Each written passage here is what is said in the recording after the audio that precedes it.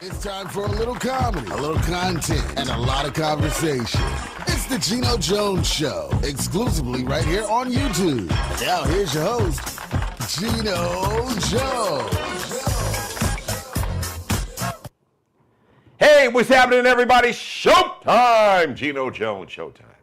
Yes, I'm coming to you live. So we do it Monday through Friday. There was no live show last night. I kind of explained to you. So in the morning, I do a radio show earlier in the day, TV show here at night. I had a company function. So shout out to the Charleston Radio Group, my operations manager, Stephen Crumley, our president, Paul O'Malley, just all my coworkers. The whole team was really nice. Okay, so Monday through Friday, right here, live, 7:30 p.m. Eastern Time, 6:30 Central Time. Shout out to Chicago's Chi-Town. Stand up, everybody, from Minneapolis to Milwaukee, Chicago, St. Louis, Memphis, Tennessee, Jackson, Mississippi, Little Rock, Arkansas, New Orleans, Birmingham, Alabama. They are on. I do believe they are on Central Time also. Live on the West Coast, live in Los Angeles, Las Vegas, Seattle, Portland, Oregon, where my firstborn daughter and son-in-law, they are going to make me a brand new first-time grandparent.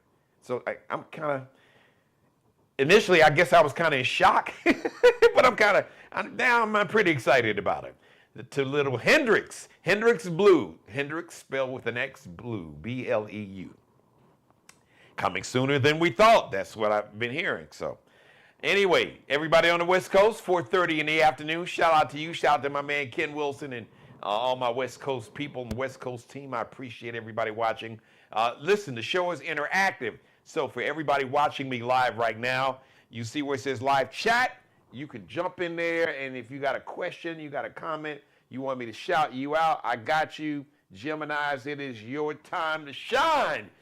Yes, it is. Gemini, stand up. Happy birthday, Albert Brown. Albert Brown. You say, okay, that's the dude that he got the car wash. So he got a car wash and a laundromat in the back, and then they don't tell nobody they sell weed, and then they braid hair. No, not that Albert. Not that Albert Brown. Albie Shore. Yes, Albie Shore. R&B star crooner. Back in the day, that In Effect Mode, it was one of the greatest debut albums. Came out in around 86, I believe. Was it 86, 80, 87? Somewhere in the mid going toward late 80s. Anyway, Albie Shore is 58 today. And one of the great balladeers of all, one of the most beautiful voices. It's my dude from a very talented singing family. Favorite of mine, DeBarge, 65 today. Happy birthday, DeBarge. All this love, just ooh, and I like it. I could go on and on and on. Come on, man, DeBarge, man, don't play. Comedian, actor Faison Love. He was in. You saw him in Friday. Big Worm. Big Worm. Faison Love is 58. So all of my Geminis, happy birthday to you. So listen.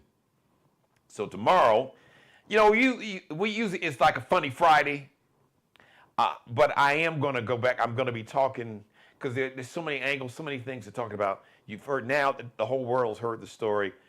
So Monday, an Asian shop owner was basically found not guilty of murder. He killed a 14-year-old kid named Cyrus Carmack Belton.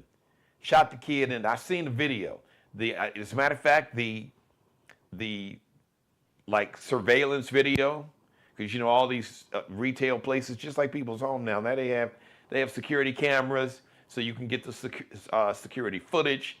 And the kid, they accused him of stealing 4 bottles of water. He showed, he's like, here's my backpack. Look, I don't have any water. Then he left, and they came after him, so he ran. And they chased this kid about the length of a football field, a little more, over, I think 130, the equivalent of 130 yards. Anyway, shot him in the back. The father, who claimed that his son told him that the kid pulled a gun. That was a lie, because we saw their own the store owner's own security footage that shows this kid did not pull a gun, didn't have a gun in his hand, period. And a jury found this guy not guilty of murder. And there's been a lot of commentary. I talked about it earlier. And then, there's so many layers. So this Asian shop owner, his attorney was a black man. He's complicated because I've seen he's been all over social media on Facebook posting videos. So I got a lot to say, and I'm going to get into it tomorrow. I will just say this, and I'll just sit this here. I'm going to leave this right here for you, and then we'll get into it tomorrow. And we'll still have some fun because it is Black Music Month, and I'll be celebrating. We celebrate black music every day here. But this month I'm going to do something a little special. So many artists, iconic artists, and a lot of the music you hear today really is music from 70s, 80s, samples, and the whole 9 yards. But I want to leave this here. All money ain't good money. And all skin folk ain't kinfolk. All money ain't good money. Now, I apologize to my English teachers and English majors. I know ain't, but I say it for effect. All money ain't good money. And all skin folk ain't kinfolk. So, tomorrow, Friday, live Friday. Yeah, we got a lot to say, so you want to tune in. I want to get your feedback too. I would actually like to get the. I wouldn't mind talking to this lawyer, because I like an arrogant, cocky. Listen, dude, ain't nobody got a bigger ego than me. You got the right one here, but I channel that. I have an ego when I'm on camera, behind a microphone, on stage. But listen, I'm the right one for that. If you want but it's bigger than that. I'm really just being humorous and kind of a smart ass. But there's nothing funny about this story because this kid is 14-year-old. He's a baby. It was murdered 3 years ago. A shout out to the young people that are protesting, even though the Asian shop owner sold the convenience store. Young people are protesting, saying, "Listen," and I guess kind of feel bad for the new owners, but it's nope. What we're not gonna do it's gonna be no business. And I know some people say, "Well, that's not fair because he didn't have nothing to do with it," but you had to know. You had to have some idea, what happened at this, because it happened in Columbia, South Carolina, and it was in Columbia, people knew about this story. It made the local news now, after this trial and then the verdict on Monday, it's an international story. But whoever bought the store had to know. Now, I don't know because I've heard some stuff. I'm trying to find out that it was maybe some relatives that bought it. But the young people we don't give a damn who bought it. We are protesting, and they're out there. It's like, no, you're not getting any money. We don't give a damn who you are. This young man lost his life. So we just this ground here, no more money out of the community. We're not extracting not another penny. So shout out to those young people. I've been saying this all along. Young people, especially my millennials and Gen Zs, but all of us, you got the power. But the young people, Gen Zs, and my Gen Zers and millennials, please understand that it is your time. You have the power. You've got the numbers. By age, you break down demographics in America by age. The two largest, millennials and Gen Zers, are the most populated. The largest percentage of Americans are made up of Gen Zers, which are like 18 up to like 20, I think around 28. And millennials is like late 20s to like 40 now. Millennials right around 40. You've got the numbers. You've got the numbers and the power. You can change this nonsense. You can shut this bullshit down.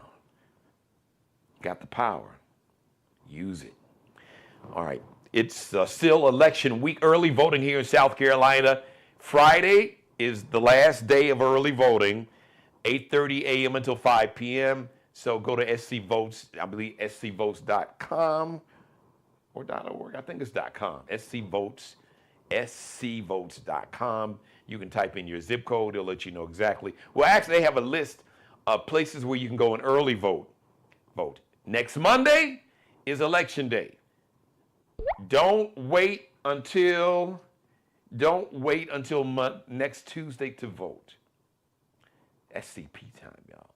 Election day voting, CP time. Because people play games. Anything can happen. They can shut down polling places. And they're always going to target black neighborhoods. It's something. Somebody pulls a fire alarm, or somebody phones in a bomb threat, or somehow the power, there's no electricity, or no running water, or anything, or the voting machines don't work, or the polling place opens early, or they, at the last minute, they shut the polling place down and say, oh, you got to go 20 miles up the way and vote. All kind of chicanery, skullduggery, and bullshit. So don't wait until Tuesday. And South Carolina has set a record number for early voting. And the majority of those ballots, because when you do go early vote, they ask you have to declare, do you want a Democratic or Republican ballot? And the Democratic ballots have been just overwhelming the MAGA ballots. So Friday, last day to early vote, 8:30 a.m. until 5 p.m. Like I said, go to scvotes.com, I do believe. And their locations really all throughout the state. That will let you know where you can go early vote. And then election day is Tuesday, 7 a.m. until 7 p.m. Speaking of election day, my guest is running to become a member of the South Carolina House of Representatives. I believe he is running to represent District 116. So as a matter of fact, it's a very competitive race. So today I have another candidate. I want to introduce you, ladies and gentlemen, to Mr. David Bell. Welcome to the show, David, my good man. Thank you for coming on. Thank you for being a guest. Hey, thank you, Geno. I appreciate this very much. I appreciate the opportunity to speak with you and for us to talk about how we can make 116 and our state better. Listen, I'm going to let you start right there, but if you don't mind, moonwalk a little bit. And by the way, everybody who's watching the show live, you see I have a live chat room. If you have any questions for Mr. Bell, please feel free to jump in the chat room, post your question, and I'll ask him. We have time, I'll be sure to ask him. But if you don't mind, David, let's start with your origin story, man. Let the viewers know who you are. Who is David Bell? And then after your origin story, give us your why you want to represent District 116. Thank you, Geno. So my origin story is I grew up in Alabama, Dothan, Alabama to be exact. I lived there until I was like the day before I turned 18. I got kicked out of the house. I was kind of a troublemaker, but I also came from a family that didn't have a lot, so I did a lot of work and helping my mom make ends meet and things like that as a teenager. But I got kicked out of the house, and so wait, David, let me pause you. So yeah. Was it who was it? Was it your mom or dad that kicked you out? My mom kicked me out because I got busted stealing a bottle of Mad Dog like a month before from the grocery store. And so that was kind of like my wake up. I need to do something or I'm going to end up in jail or something like that. So I decided to join the Navy and did 20 years in the Navy. I got my bachelor's degree through that process. I served 5 different submarines. I was a Navy nuke electrician. I retired as a chief petty officer in 2010. And after that, I've been an automation engineer for the most part. I got my master's degree from Charleston Southern University. And I've worked a lot in the nonprofit space. I served on the Charleston County Constituent Board for 4 years, along with working for AFA Action to try to make change and work for equality for everyone. And then throughout, what kind of got me to where I'm at now is I traveled the state house over 30 times fighting for healthcare access, gender affirming care, abortion rights, DEI. Yeah, I mean, you name it, to make this state a better place. And I kept getting, I made relationships and I met a lot of people and I learned how the legislative process works. But we can't make any progress to the people up there because they just want to take things away. They don't want to, especially the Republicans and the MAGA and the Freedom Caucus, they just want to take things away from people. They don't want to make lives better. And so I said, the only way I'm going to make change is getting a seat at the table and doing it myself. And so that's why I'm here, is because I feel like I want to make South Carolina a better place. I want to see where everybody is able to thrive and not just survive, and that we are working for the working class and for the middle class and the poor, and not for the wealthy and not for the oligarchs, not for the billionaires, because we don't really need them anyway. So, David, now it was interesting to me, and I'm sure to a lot of my viewers, because I don't need to tell you that the times that we're living in and how fear, bigotry, hatred, racism, this ideology of white nationalism, which is really rooted in hate and power, because at the end of it's power, those with power with money attached and corruption and all that. But it's this country's original sin, as they talk about the 250th birthday of America, and America's never really America's never addressed this original sin. No, I hadn't. But so where I'm going with this are the ones that what I'd like to find out, and what my viewers I'm sure would love to know.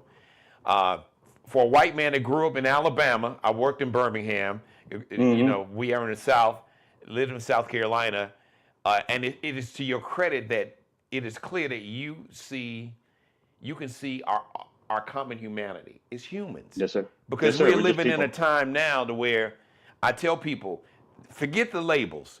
Democrat, Republican, you have one party that, as flawed as it is, still believes in humanity and sees our common good sees our common humanity and right. wants to make the lives of everybody better and to try to right the wrongs and injustices that's happened to Black Americans, but we have to include the misogyny, the sexism, the patriarchy, the homophobia, the other forms of hate, from anti-Semitism, Islamophobia. We could go on and on. Right. Anti-immigrant, anti-Hispanic, Latino. We can get into all that.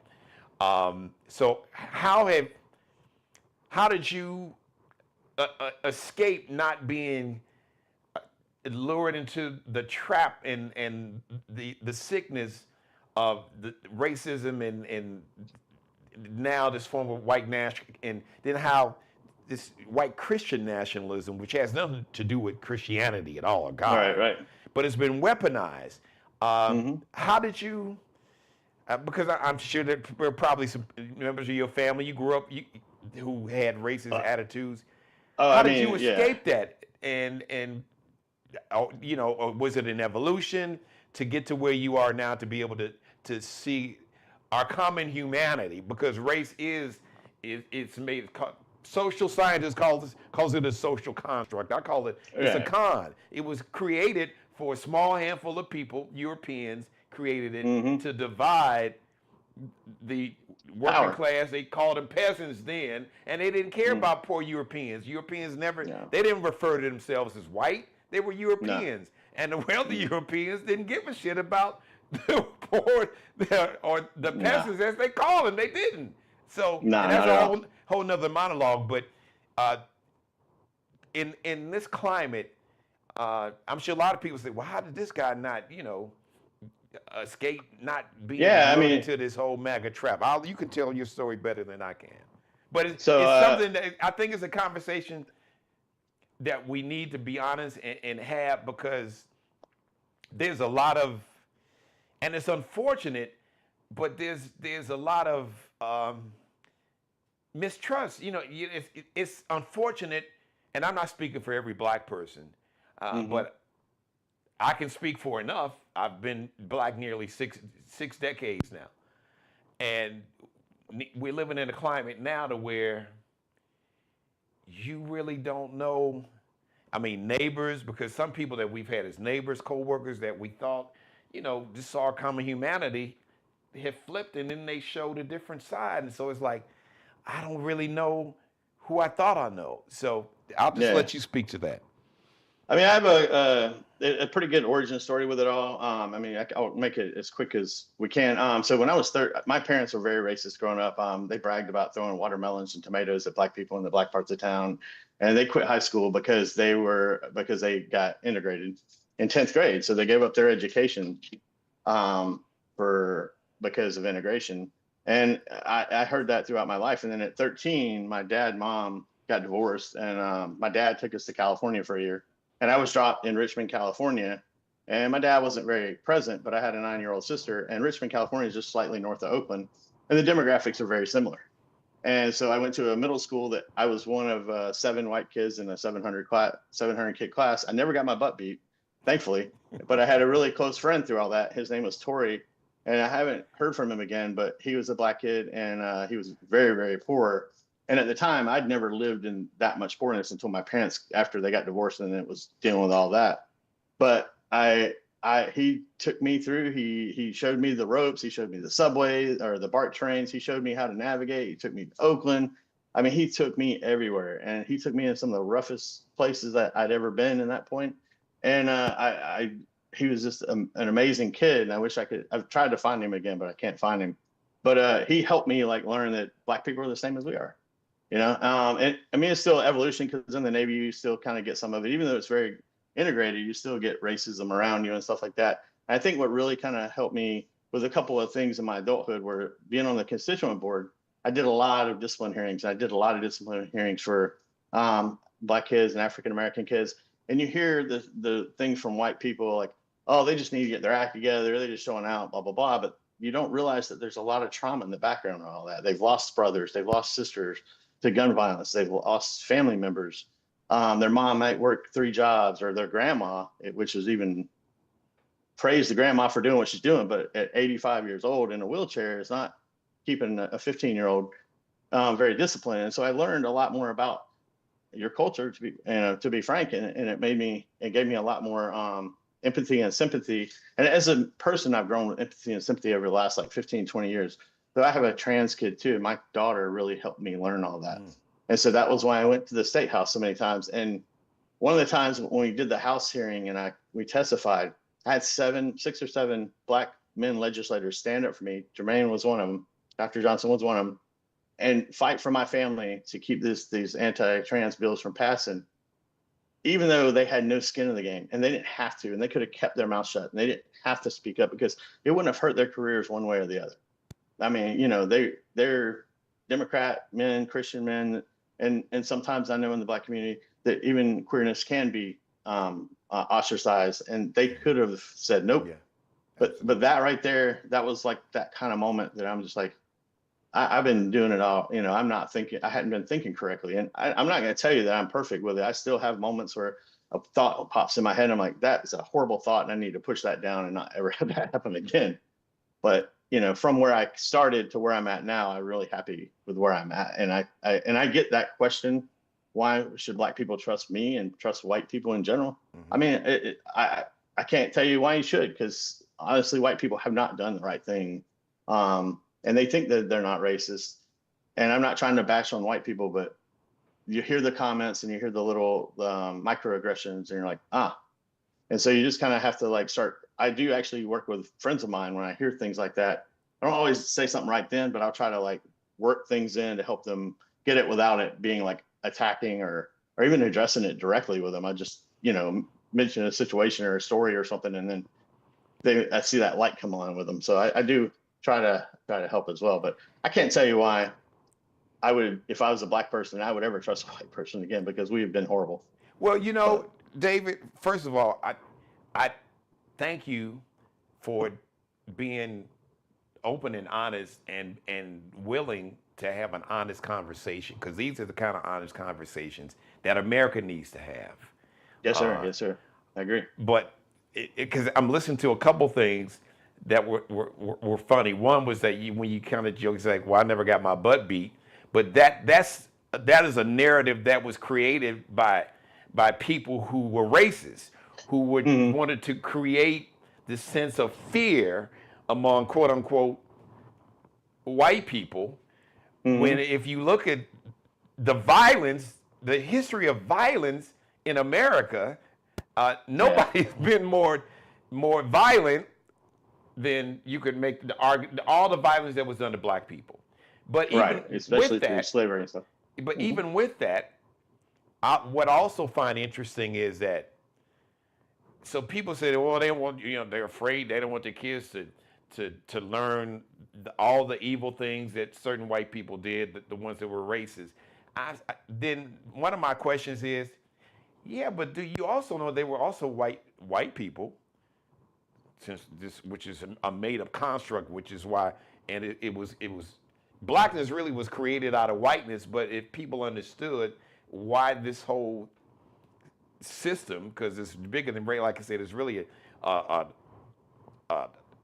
power dynamic and a structure set up to generate wealth at the end of the day. The division generates the fear, and the fear, you can exploit the fear and bigotry and make, because fear and hatred has been big business. But the point I was trying to make is you had abolitionists. So you had John Browns. I could go on and on. You had white Americans that fought against it. So my thing is, why don't some of these white people, like, look, you can lean into the white folks that saw that this evil system was bad, but for some reason they don't lean. I don't see white people leaning into that, because you get this argument but I just want to go back. The funny part was when you said that you had never got your butt beat. And I've been saying this on the show for 4 years. I said, if you just look at America's history, there's no period of America, no period where it's ever been documented that black people en masse, in a large group, have committed violence against white people. No, I don't think. I mean, not that I can remember. No, there's not. There's no version. There's no version of what happened in Tulsa, Oklahoma. I was about to say Tulsa, the massacres. Right up the street. There's no example of what happened in Greenwood, North Carolina. There's so many cities we could go. All the race massacres, Chicago, St. Louis. I could go on and on. So there's no evidence of black people actually wanting revenge. I've been saying this for years. I said, listen, America is fortunate that black people just really wanted equality and to be left alone, and didn't want revenge. Because if our ancestors really wanted revenge, there would be no America. But just one more thing to tie this in, I want to ask you. So your family, I'm sure you trace your ancestry from Europe. What part of Europe are your ancestors from? Mostly from I think basically the United Kingdom, between England and Scotland, and stuff like that. I have some Finnish. I have 1% Senegal, and because I did an ancestry DNA, but yeah, otherwise it's all UK, German, Swedish, Really? Swiss. Yeah, I have a fair amount of. The reason I asked that, once again, if we talk about America's history, the Europeans, the majority of Europeans that came to America were not white when they got here. The Italians weren't considered white. They were looked down upon. They're like, they were in with, same for the Irish, same for Germans. The Chinese came and they couldn't even bring families or have wives. So you had anti-immigration laws on the books in the 1800s that was against Irish and Italian and German immigrants coming to America. So it's funny that those same groups of people who were discriminated against, by this country, absolutely. Somehow once they were accepted into this club, embraced the same ideology of bigotry and hatred. But I think the wool has been pulled off the sheep, or the sheets have been pulled off. I use the example of the Oz. Like the curtains have been open now, and people see absolutely. like the Oz is not all great and powerful. He's just this little insecure dude. Yeah. Because we have a climate now to where there's a small group of billionaires that have shown that they really don't care about anybody. If you're not a billionaire, no, they don't care. Your whiteness is not going to protect you. None of that. Who you pray to, it doesn't matter. And all these policies and a lot of the things you were just talking about when it comes to healthcare, gas prices, health insurance, sickness don't discriminate. $5 a gallon gas doesn't discriminate. So you would hope that people see our common humanity. So, and so I didn't mean to get sidetracked, but I really appreciate you having this conversation and allowing people to get to see your journey and the fact that you're willing to, to explain that there has been a journey for you, because I'm sure you had to unlearn some of the things, that the bigotry and the hatred that you were taught, and the fact that you were able and willing to do that speaks a lot. But it also ties into things you value in terms of the policies, which is where I want to make the transition, because you are running for office. So how your level of humanity and compassion, and you talked about you have a trans daughter.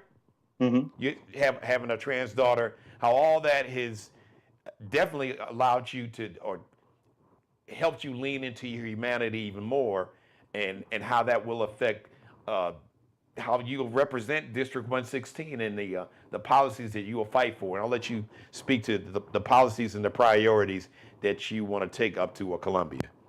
Absolutely. I mean, so the last few years, and like this last session, they started in October, like pinging on women and trying to put women in prison for abortion and doctors and things like that. Oh my God. And you look at their track record over the last few years, and they haven't done anything to help us in the areas that we're hurting the most. And we're hurting in healthcare access. We're hurting in number 1 in traffic fatalities, number 2 in like pedestrian deaths, number 7 for women dying by the hand of a man. Yeah, thank you. Yes. Like high on black maternity mortality rate, yes.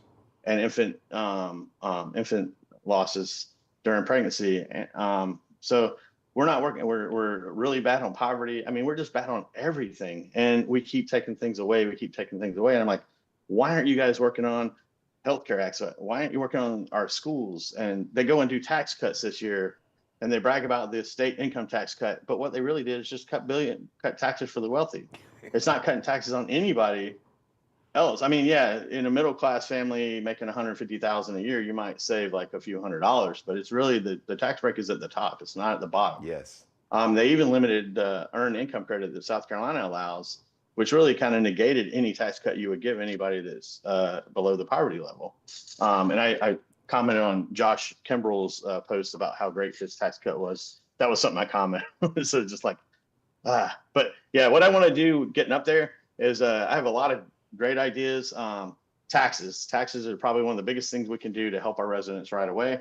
We charge like 1% to 3% tax on milk and groceries and diapers and formula, and we shouldn't be paying any taxes on things that people need to survive. I'm not necessarily want to get into like the weeds of like clothes and everything, but at least basic groceries, hot meals from a grocery store, because if a single parent's working 2 or 3 jobs, they ain't got time to buy all the stuff to make a salad for their kid, but they need fresh, good food. And you can buy a $7 salad at Publix, but they can't do that with food stamps right now. And they should be able to. Oh, really? I didn't know that. Really? They can't? No, and they can't buy a rotisserie chicken with food stamps. What? Wow, I didn't know that.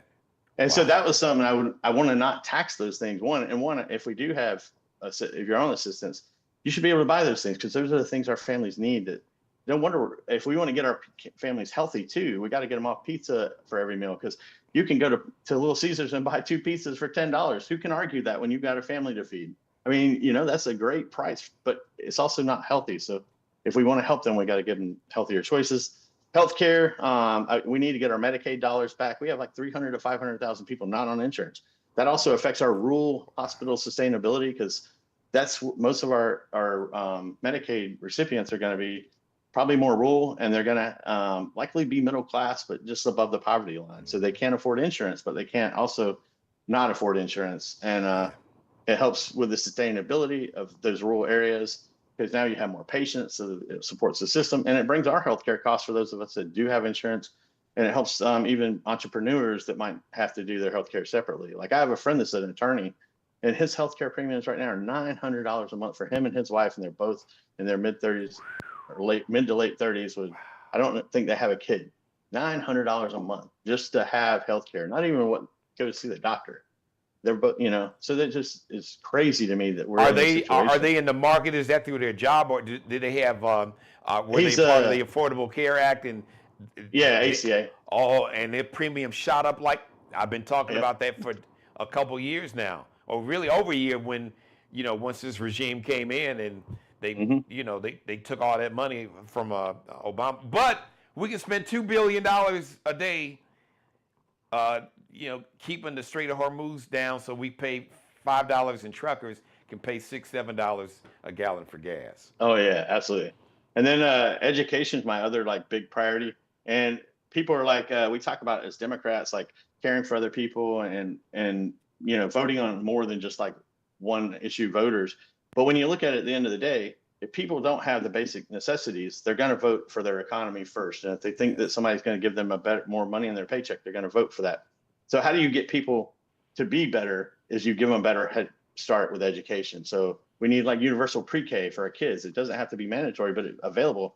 And that helps so many young families that can, their kids now, it's proven that kids that are starting in pre-K have less discipline problems. They do better in school overall. That 3 to 4 year old range is when kids learn a lot of their social skills, and being social in a pre-K environment is helpful, and it also saves families childcare costs. So, especially with 3 or 4 year olds, they can save at least a few $100s a month on childcare. And then also, we should be feeding our kids breakfast and lunch every single day. I used to be really against that, because when I was growing up, we were poor enough to be on free lunch, but my mom would not do it. She was adamant. We will not be on free lunch. That's, Why was that? What was it? Because that was N-words. That would be what N-words were on, is what I would get told. Yeah. Well, can I pause you there, David? Then I want you to go back. I want you to go back and finish speaking on these policies, because I was going to ask you, what is behind that mentality? Because I was going to ask you, and it's been happening for decades. Yeah. There's so many poor white Americans that continue to vote against their own economic interests and their own interests when it comes to their own health and health care. Yeah. Just absolutely. to deny I'd rather be sick and die than allowed to see a black person get that. I can't. And it might be an unfair question to ask, but you mentioned it. You said that was your mom. What's behind that? I think it gets ingrained in your head. They almost kind of beat it. There's a thing about Republicans and Democrats, and in the South, they beat that crap in your head. The Democrats are evil, blah, blah, blah. And they tell you, they're the party of slavery and all that. Oh yeah, before the party switched in the 60s, that might be true. And they say Lincoln was the Republican. And you're like, yeah, he was, but the party swapped in the 60s and 70s. So it's the Dixiecrats, the Southern Democrats, racist Dixiecrats, became the Republicans. They got pissed off with the Civil Rights Act, '64, and the Voting Rights Act, and LBJ was obviously from Texas, but they became part of Nixon and Lee Atwater and that whole Southern strategy. I mean, now Project 2025. It's a straight line from the Southern strategy to Project 2025. Oh yeah, absolutely. I mean, I think it's just something that a lot of people it's the education. You're not educated, and you get told these things over and over again. I think it gets ingrained in you, and it's hard to beat. But then once you start getting educated, like getting a master's degree or even getting a bachelor's degree or just getting a little bit of college, it seems like, and travel seems to be another good thing that I think helps open people's minds greatly, because you see so many different cultures, and I've been able to travel a lot, but that's where I think it starts helping you make that transition to being empathetic, caring, and all that. And that's why I think education is key, because without us giving our kids the things they need, the tools they need to be successful, we're going to keep this hamster wheel going. And you know what they say about insanity? If you keep doing the same things, expecting it to be different. The definition of insanity is doing the same thing over and over and expecting a different result. And exactly. And that's where we're at. I'll let you get back to finishing your policy position, but I just to hear that, and thank you for being so honest and sharing something so personal, that your mom would see her kids be hungry as opposed to get on a program, because black people were on the program, not understanding that the majority of people on public assistance, the majority were people that looked like her. Yeah, and like I was actually on food stamps in the military. Because if you're a young sailor and you're E4 or E5 and you got 2 kids and young, I mean, yeah, you qualify for public assistance, because it's tough to feed 2 kids and all that during that time. So that might be another thing that helped me, is being on it myself and seeing how it all works and everything. And that's my big thing on policy, is I want to put the tools in place to make sure that people are going to be able to survive, like healthcare. Not just getting our Medicaid dollars back, but we can make policies so we level the playing fields on the different types of policies, and we can also make it where the insurance companies have to let you go to the doctor once or twice a year for free, and or low with a copay, regardless of your deductible, or and your common chronic medications along with preventive medications. And so those are some things that I want to do that helps everybody and will lower our healthcare costs and get more people to the doctor. I mean, honestly, all these major corporations spend like $5 trillion a year on healthcare for us, and if we had Medicaid for all, it'd probably be like $2 trillion. And it's just the companies want to keep controlling us. It's wealth. Yeah. It's like I said, the fear and division and hatred is big business, and it has been for centuries. Well, I want to thank you, man, for just having this honest conversation and dialogue. And I think it's really important that we can learn a lot about each other's, cultures, different regions. I grew up in Chicago, but like you said, you grew up in Alabama. You grew up in a family where your parents are racist. You got a chance to be around black people, and he was like, "Hey, listen, these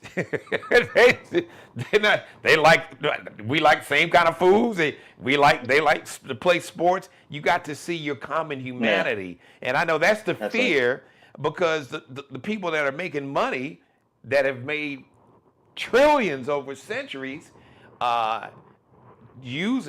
weaponizing fear and hatred and misogyny and sexism, how will they make money? Oh yeah, absolutely. How will they keep us all suppressed? Yeah, but keep us down so we don't rise up. So one last question, then I want you to let everybody know how if they want to support your campaign, if they want to learn more about you and your policies and the things that you plan to do. You go to Columbia. I'm a glass half full guy, and I'm only pausing, David, because I didn't think that we would get to where we are now. My mom is in her early 80s. My mother was born in Chicago, but our grandparents, actually, she was born in Memphis, Tennessee. I think they moved to Chicago when she was like 1 year old. My maternal grandfather, was a little small town, Yazoo City, Mississippi. He was born in 1888. My grandmother was born in Arkadelphia, Arkansas, a little small town, I think it's near Little Rock. But the point I'm trying to make, so my mother saw, even though she was in Chicago, but she saw that on a few occasions, my grandparents didn't like to, we have relatives, but they didn't like to go back down south. My mother was alive when Emmett Till, 14-year-old black kid, went to visit his family in Mississippi, was murdered. Oh, yeah. So she knows, she's seeing, color and white signs, all that. So the fact that here she is now, in her golden years, basically seeing a lot of the same things that she thought we had gotten past. So the statement and the question is, I think I'm beginning to see and hear some of those, and I'll be specific in terms of white Americans that really bought into the MAGA cult and got brainwashed. Mm-hmm. And I'm seeing and hearing more and more of, as I call them, cult members, beginning to wake up and realize, wait a minute, hold on now, hold on. He said we was gonna do this, but he didn't do that. And no wars, but then and then your number one priority was gonna make life affordable, and shit is too high. Everything, gas, groceries, rent. If you got kids is in their early mid-20s, they can't find a job, and they're afraid that AI is going to take all their jobs. So I'm beginning to hear more and more people, more and more those who were voting against their own economic interests, and in terms of who had health care, even though they hated Obama, but they didn't realize that their Affordable Care Act, or whatever the state was calling it, was Obamacare, and your premiums went from $300 a month to $1,000 a month. More and more people were like, wait a minute, hold on now, this was bullshit all along. I guess I'm hoping that you as a white man can give me a perspective that I can't have because I'm not white. No, That more and more people who have sucked into that vortex of racism and bigotry, because it didn't just start with this regime. I mean, this is part of America's story people don't want to talk about. I mean, we've stolen land, genocide of Native Americans, wealth generated off enslaved ancestors. That's just a fact. But it seems like I'm seeing and hearing more and more people like, wait a minute, hold on. This hate ain't helping me when I go to the gas station. And this hate ain't helping. It didn't help my insurance premiums when now I'm paying $1,000 for health insurance when we were paying $300. Or, I lost my job, or, I'm living out in a rural area and they shut down my hospital and my schools are like shit. I'm not seeing, where's this money going? I see this regime and their cronies and family getting billions, but it ain't trickling down to me. So should I be optimistic? Am I, what I'm seeing and hearing, when you see and hear people talking to people that's voted for this regime, and it's like, hey, wait a minute, hold on now. I didn't vote for this, and you said you were going to do this, and you didn't do that. Is that something that we all should be hopeful for, or because, man, racism and white nationalism, that's a powerful drug, man. Yeah, it is. It is. I don't see a lot of the white nationalism. I do work kind of with some MAGAs here or there, or like I don't have any of my social groups that I hang out with per se. If I run into an old shipmate or something like that, it might be something they vote for. But I've seen a fair amount of people also that didn't vote in the last election, or that would have voted previously for Trump. Like my wife's stepdad, he was a hardcore Republican and not really a Trumper at all. And then he voted for Trump in 2016. But then he has had a great relationship with my trans kid, and he's realized the damage that it's doing and the damage that they're doing. And he at least doesn't vote anymore at this point, as far as I know. Oh, well, we need him to vote. I know, but I mean, he's not voting for the bad side. Vote for humanity. I think it's a transition. Yeah, I'm with you. Yeah, but I think it's a transition that people kind of have to have it where they kind of say, well, I'm going to step back, and then, okay, I want to do better, and then they'll move on. I mean, he's a good dude, and I really appreciate his growth and everything, and him and my daughter get along so well now. So I take that as a win, great. And I do see it more, but it's not. I'm sorry, I was just going to say, wouldn't it be nice if more humans could evolve without having to have something hit them? A trigger? Yeah. It's like, it don't affect me, I don't care. But I think that's humanity. When it comes to your house, when it comes to your door, sometimes then it hits different. They're like, oh, well, wait a minute. It would be nice if that's why I lean on this word humanity, and you mentioned it too, which is Oh, why I love that I'm word. leaning into it, because it's really simple. But Mm-hmm. it is because, like I said, there's no this whole construct of race is a con. There's Mm-hmm. no there's nothing in the human genome. You can take any DNA test, it will not come back and say I'm 92% white or 85%. No, Mm-hmm. it's made up. And if people Yeah, it is. understood that, it was Absolutely. so. That's pie in the sky. I know, but just thank you for this conversation. But Oh, I'm gonna give you absolutely. the last word Okay. in terms of like your day one priority and people who are watching who appreciate and want to lean into the humanity or tap into yours and support what you're doing, volunteers or support you financially, how they can support and Mm-hmm. learn more about you and your campaign. All right, thank you so much, Gina. So number one, it's been a pleasure to be on your show so far. But I would say my day one priority is going to be up there and pound education and pound the tax reforms. And I'm working with about 8 to 10 other first-time candidates on the Democratic side, and we're all got similar ideas. And hopefully, if we can all get in there, or even half of us, we go in with some kind of little force to be reckoned with, because we'll have plans and ideas we want to do on the first day. I also know a fair amount of legislators already. And so once I get past the primary and if I'm the winner, then I'm going to start reaching out to those legislators and start working up plans so that when we get in there day one, we have an agenda and we're forced to be reckoned with the other side. They're going to know we mean business. But taxes and helping people financially are going to be my number one goal immediately, and education. And then we'll work on everything else from there. I do want to I'm probably going to generate a list of all the crappy bills they've passed in the last couple of years. And if they want to rename a road after somebody, it's going to be an amendment on there to repeal every one of those bills. And I'll do it to every bill just to give them crap until they start working on things we need to work on. You can learn more about me at davidbellsc116.com. You can follow me on Facebook, and I think Facebook is David Bell SC116, something like that. And then all my socials, Instagram, TikTok, all that are at David Bell SC116. So I have it pretty simple for you. You can donate from my page as well, and also sign up for volunteering. I'm gonna be in Edisto. I know Friday night they have a big community barbecue, so I'm gonna go down there and meet some of my constituents, and then probably canvass in that area on Saturday some, and then I need to canvass in either probably Hollywood, Ravenel, Johns Island on Sunday, if you want to help me out. And then from there, I appreciate the time, and I'm looking forward to making change that matters and doing important things, make lives better for everybody.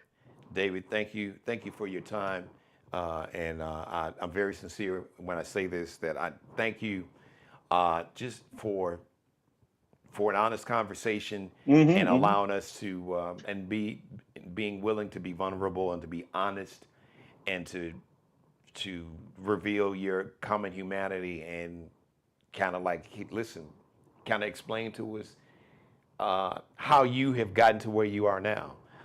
And I think it's important, and I hope that America, if anything America wants to do for this 250th birthday, is to have a nationwide conversation like Absolutely. we've had, and address everything from the stolen land to the enslaved ancestors to even the bigotry that Europeans from Italy and Germany and Ireland experience, and to kind of own that and to talk about how those in power have exploited, the fear and bigotry to amass more social, economic, and political power. And I just think, and it's unfortunate sometimes, I guess things have to go so far off the rails for people to be like, wait a minute, hold on, to once again to see our common humanity and see that we really are more alike than unalike. And when people when you've been duped, when you have been taught something, and once you realize it's a lie, it's like a bell. Once that bell, no pun intended, once that bell has been rung, you can't unring it. You know, and once your eyes have been open, you can't close your eyes. So, No. thank you for this conversation. I We wish appreciate you you, best Geno. of luck. And once again, everybody, Friday here in South Carolina, last day of early voting, 8:30 a.m. until 5 p.m. Then Tuesday is election day, 7 a.m. to 7 p.m. Correct? Correct. All right. And one more time, David, let everybody know where they can follow you on social media if they want to support your campaign. Yeah, check out my website, davidbellsc116.com. And then pretty much for all the socials, it's at davidbell sc116. So, Cool. excuse me. I appreciate you. No, I appreciate it. Listen, I've got a new friend. I hope you feel the same way about me, David. Absolutely. I was going to say we should go have some lunch one day. Yes, absolutely. And whatever happens, if you wind up in Columbia or if you wind up staying here doing the great work that you're doing, because I'd really like to have this conversation, and I think it's so important that that we have that we're black people, a black person and a white person can come on, and we can have this honest conversation, because we are not each other's. The thing is, we're not each other's enemy, and No, not at all. The folks that have pitted this division, the fear is if you and I collectively, as a group, be like, wait a minute, hold on. You know, all this bullshit that we've been taught to fear and hate. No, wait a minute. No, that ain't right. These folks, they getting rich off of this. So They are. Yeah, Absolutely. Hold on here. Wait, hold on. But that is the fear. That wasn't a pivot. Dr. King, before he was assassinated, he really expanded and connected. You can't have social justice without economic justice. Remember, he was murdered. He was assassinated in Memphis. He was going there supporting sanitation workers for them to get better wages. Same thing with Fred Hampton Jr. Fred Hampton Jr. They even had conversations with some Ku Klux Klan members and opened their eyes. And then he linked up with the Mexican community at the time, with the Chicanos, poor working class whites, Latinos, and Black Americans. That was the fear. It's like, wait a minute, hold on now. You really gonna mess up our money. So. Oh, absolutely. Yeah, that's been the subject of many monologues. But thank you for a great conversation. Enjoy your evening, and best of luck to you. Thank you, David. All right, thank you, Geno. Have a great one. Bye. Thank you. Thanks to Dave. That was a really, and I did not know that the conversation. Well, you know, like I said, I like to have conversations with people because I'm not a journalist. I'm an entertainer. I'm a TV and radio host. But I'm as a kid, my mother would tell you I was always curious. I used to sit and read encyclopedias, primarily because in the wintertime in Chicago, when it's like 20 below and 20 inches of snow on the ground, you can't go outside. I couldn't go out and play baseball or basketball or football. So, and I'm the oldest and the only boy. So my sisters, I wasn't trying to play with them. They weren't trying to play with me. So I entertained myself, and one of the things I always had a passion for was reading. And so I always had a curiosity, and a curiosity about people, about everything, really. So I just thought that was an interesting conversation. I thank David Bell for being very open and sharing his experience and his growth, and just talking about how, because racism, I could make in a different way. Racism has done more harm. It has harmed white Americans in a different way, but equally is damaging. Now, and I'm trying to articulate this right, because racism and bigotry, it has cost black thousands, hundreds of thousands, probably more, maybe millions of black Americans. It has cost us, our hatred and bigotry has cost us our life. It is still 14-year-old Cyrus Carmack Belton, the Asian man who ran after that kid, him and his son, and shot Cyrus Carmack Belton, a 14-year-old kid, after the kid showed him he didn't steal any water bottles of water or anything. I guarantee you that no matter what experience that this convenience store owner had, because everybody steals, but I guarantee you that there was a level of anti-blackness that this Asian man learned, not knowing that, do you know that these elite, rich white billionaires don't give a shit about you either. But he bought into the anti-blackness, and he had that same racist anti-blackness view of Cyrus Carmack Belton, which caused him to react the way he did. Because the proof is in the pudding. Now, he was lucky to get off with a murder. You know, he got out of a murder charge. He got off with that. But this kid, you killed this kid. Murder is a legal term, but the videotape doesn't lie. So the brainwashing of bigotry and racism, and we have to throw in misogyny and sexism and patriarchy into that. It's damaged everybody in different ways. It has done irreparable harm, and it has cost Black Americans, some, Afro-Latinos, Native Americans. It has cost us, especially Black people, it's cost us, many of us, our lives. But it's done irreparable harm. David Bell talked about it, his own mother. They needed public assistance, but she fought against, her pride, because she was so brainwashed. That's what those N-words do.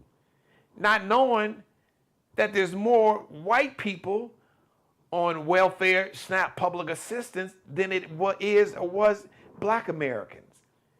But the bigotry and the hatred that she was brainwashed with by people who didn't give a shit about her and whose policies that they supported politically and socially weren't going to benefit her. They were to benefit millionaires and billionaires. They didn't give a shit about some poor white woman in Alabama. They give a shit about her. And they still don't. But they brainwash it to think and believe, to vote against her best interests, to deny her and her children support. Because that's what N-words do. How unfortunate. That's a sickness that so much of this country has bought into. So thank you, David Bell, for sharing that story and revealing. I'm aware of so many stories like that. I know that exists today. But to have someone to come on and to tell you that story out of their own mouth about their own family, I thought was revealing, and I hope it was revealing for you. All right, thank you for letting me be a part of your life. Shout out to everybody watching the show. Thank you. Low Country Gardening. Hello, Low Country Gardening. Thank you for checking in. Shout out to everybody in the chat room. God bless each and every one of you, and especially you. Yes, you, God, most of all. Thank you for letting me do the Geno Jones Show live Monday through Friday. 7:30 p.m. Eastern, 6:30 Central Time, 4:30 p.m. on the West Coast. Tell everybody, like, share, and subscribe right now. Like, share, subscribe. Leave your comments in the comment section below. Please, please, please leave your comments in the comment section below. Shout out to Allie Jones, the official wardrobe consultant and stylist for the Geno Jones Show. Check her and her Lexi Jones collection out on IG, Instagram, LX.NCL_LX.NCL_. Markel Bailey, the official barber and hairstylist for the Geno Jones Show. You can check him out on Instagram. Yeah, keep a brother right and tight. Check him out on IG, KLB Cutting Up, KELBECUTTINUP. Friday. We are live and in living color right here on the Geno Jones Show YouTube channel. 7:30 Eastern, 6:30 Central Time, 4:30 p.m. Hey, if you'd like to advertise candidates, you want to run your campaign ads, anybody business, you got a TV commercial, you want to run it, you want to be a sponsor on the show, advertise, I'd love to have you. Shoot me an email, GenoJonesShow@gmail. All right, GenoJonesShow, all one word, at Gmail. Or please support Black-owned media. It is so important that we have independent voices. It is so important we support Black-owned media. Nobody's going to tell our story better than us. They want to silence us and really get rid of Black media and just get rid of us, period. That ain't going to happen. So if you would like to support Black-owned media, specifically this media company and this show, I would appreciate it. You can do it via Zelle or Cash App. To Zelle your support, no amount is too small or too large. You can Zelle your financial support using that email address I just gave you, GenoJonesShow, all one word, at gmail.com. Geno, that's how you spell it, right? GenoJonesShow, all one word, at Gmail. Or you can Cash App, $Dad G Jones. That's right, $Dad G Jones, all one word. $capital D, lowercase a-d, capital G-J, lowercase O-N-E-S. Once again, thank you to David Bell, candidate. He is running to represent District 116 in the South Carolina House of Representatives. I love you. That is a verb. I don't give a damn what the dictionary says. Real love, like Mary J. Blige said, real love, real love. It is a verb. It is an action word. Show your love. And I'm going to show you more love. Friday, 7:30 p.m. Eastern, 6:30 Central Time, 4:30 p.m. live right here. Subscribe and tune in to the next episode of The Geno Jones Show, exclusively right here on YouTube.